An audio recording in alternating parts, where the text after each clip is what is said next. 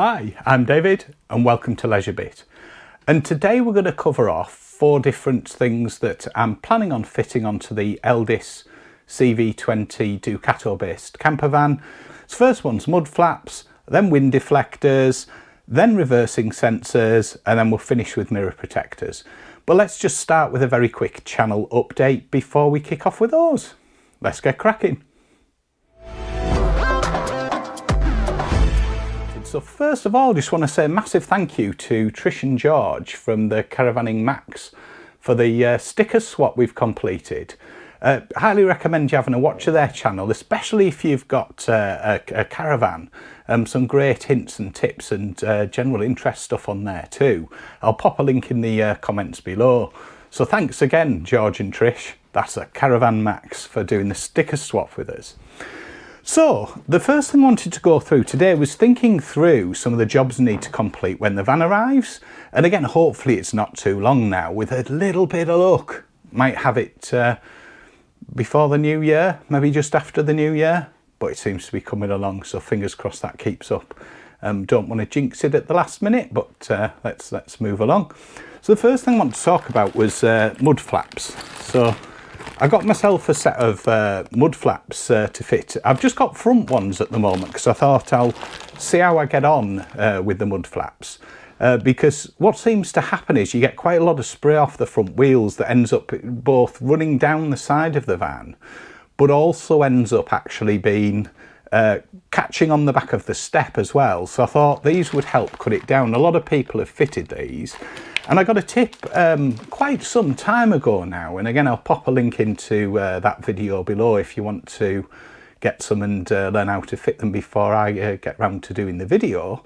One thing that was really interesting is when you search for the Mudflaps, you can sometimes find that the alternate brand Ducato type vans, so your Citroens and your Peugeots and that sort of thing, are cheaper.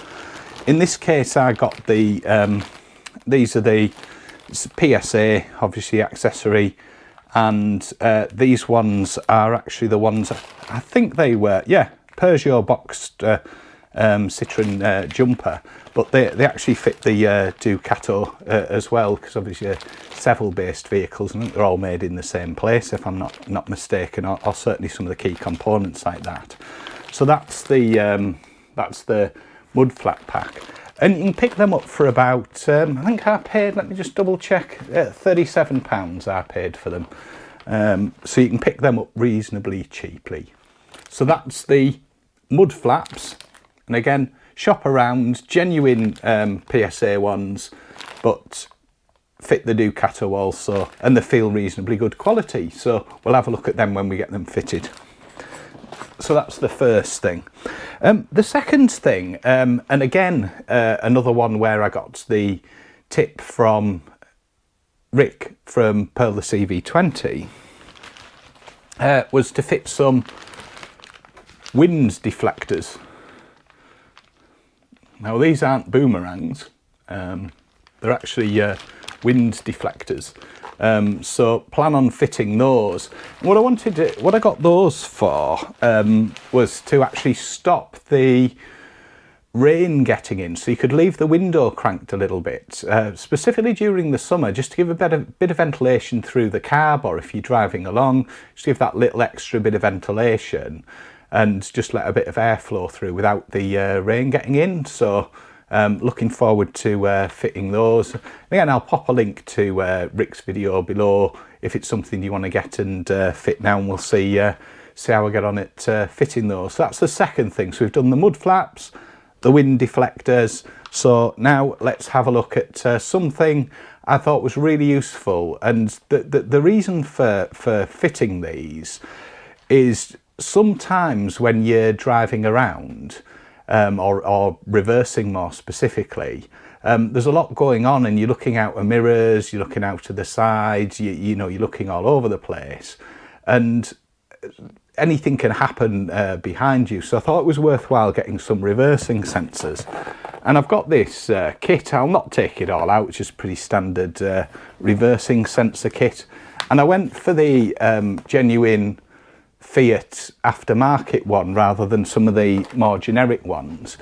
And the reason for that, I just thought it's a new van. I want to fit as close to kind of original equipment manufacturer as possible, especially when doing kind of permanent mods and drilling bumpers and things like that. So I went for the Fiat parking distance control rear kit. So I'll get that fitted, and it just gives you that little bit of extra ear out rather than eye out, or both probably. When you're reversing, if you're looking around, checking your side and that sort of thing, because you can't watch everywhere at the same time. So I thought it was useful as a little bit of an eye out, just to make sure, you know, no one walks behind or anything like that. Or if they do, then you get an alarm sound goes off to indicate someone's within the distance zone behind the vans. So I thought they were a really useful thing to fit, just try and proactively head off kind of reversing into anything. Hopefully we'll see how we get on with those, but again, I'll do a video of those being fitted and the steps to fit them once we got the van. But I thought that was a really useful one to get fitted, you know, fairly quickly. And the final one, and I debated a lot around this about what to actually go for as far as mirror protectors go. And I actually went for some of the cheaper ones. These were about £35 plus £7 for the Vanears, as they're called, just to make it show up a little bit better. And these are just a gloss. They don't have any padding on them as such. They do come with some self-adhesive, slightly padded material, but they're not like, say, your mirror guards or some of the ones like that, the top end ones, but obviously the price reflects it. Now, the logic on this, and I could be completely wrong and time will tell, and really appreciate anyone's feedback, because it was one I kind of debated on. Do you pay kind of £100 more than I paid for a padded set? But I worked on the theory that when I had the previous motorhome, I think there was 2 occasions where the mirror touched on something. One was going through a gateway when somebody squeezed past on the side, so I pulled in and it just slightly touched the edge of the mirror, and it obviously put a scratch on the kind of standard fit mirror on that coach-built motorhome, which it's trivial, but it does upset you when things like that happen, because it kind of takes the perfection away, should we say, of it. And I thought that's the kind of circumstance where these would come in handy, because they'll take a little bit of a scratch and scrape, and they're cheap enough to replace if that happens. And the second's just where you're driving along a hedgerow or a tight lane, and there's the odd kind of bit of branch or whatever that just catches the mirror. And again, I think as long as it's not a big branch, these would actually take the impact no problem there, because it's more your kind of scratches.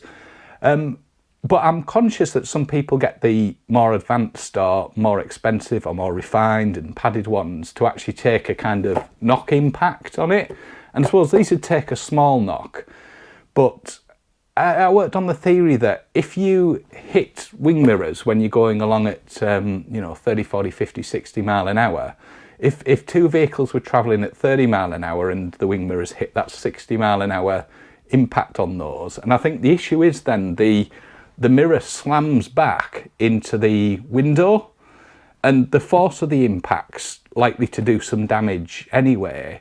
So maybe I'm completely wrong there. I absolutely welcome the feedback, but this felt like the right kind of balance to kind of negate scratches, so it acts as a bit of a scratch buffer, deal with little knocks, but it's not intended to absorb if you have a wing mirror impact while travelling at any form of speed, because I just didn't think the more expensive ones would be able to cope with that kind of impact force there. And I think the bigger issue is it coming through your side window when that happens. So I thought probably best just to try these. But again, welcome your feedback. And so you can get the little Vanears fluorescent stickers, and the reason I put those on is it just makes it more visible when somebody's travelling towards you, so that they can see your wing mirrors sticking out. You can get those in different colours as well. It's just adhesive vinyl essentially, and it just makes it a little bit more visible, so you're more likely to see the wing mirror there than if those weren't on, because if it's dark or whatever, whilst they're a little bit glossy, which helps, it's still quite a dark colour. You can get these in different colours. I've obviously gone for the slate grey coloured van, so I thought the black was the closest colour I thought worked with it, and the biggest debate on what colour of these to go for, but just went for the fluorescent yellow in the end. So that's the Vanears. So those are the kind of first things I'd be looking to fit there. So there's the Mudflaps, there's the wind and rain protection that fit round the cab doors. There's the reversing sensors to protect when rolling backwards or driving backwards. And then there's the mirror protectors, which again, just to deal with any scrapes or branches and that sort of thing that may impact the mirrors. So that's my first jobs to do on the outside of the van. I hope you found that useful. Give us a thumbs up if you thought it was helpful. Really appreciate any comments and feedback, because I'm working on kind of best guess education here on what's going to work best. And sometimes, like everything, the logic gets a little bit flawed and you think, well, actually, you would have been better off getting this, that or the other. Or you might be better putting both sets of mud flaps on. I've worked on that most of the things of concern are down from the front wheels, so protecting the step and keeping the side of the van from getting as covered as it would without them. But again, you might think there's other better things to do, so please let me know in the comments if there's anything you think should be different. Don't forget as well, there's still time to enter our hash camper and our hash caravan prize draw, which last one of 2021, and I'll bob a link into the video from that one. And don't forget, Rachel made a really nice fish finger sandwich in the Ridge Monkey if you haven't seen that video, and that was published yesterday, so please have a look at that if you fancy something a little bit different, and it was absolutely delicious. Anyway, that's all we've got time for today, so I will catch you next time. If you haven't subscribed yet, please consider subscribing. You take care.